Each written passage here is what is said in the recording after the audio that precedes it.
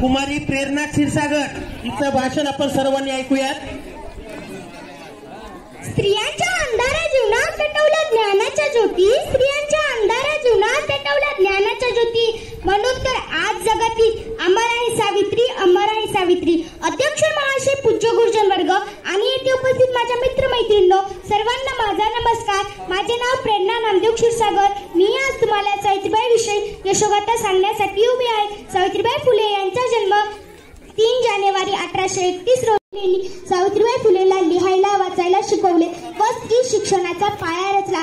सावित्रीबाई फुले महाराष्ट्रातील पहिल्या महिला शिक्षिका तसेच मुख्याध्यापिका होत्या. त्यांनी समाजातील वाईट प्रथांना विरोध केला व मुलींची पहिली शाळा पुन्हा येथे काढली. जाता जाता एवढेच म्हणे, जाता जाता एवढेच म्हणे, आम्ही सावित्रीच्या लेकी, आम्ही सावित्रीच्या लेकी, आम्ही ज्योतिबांच्या लेकी, नाही कोणाच्या दाशी, आम्ही कर्तव्याच्या राशी. धन्यवाद.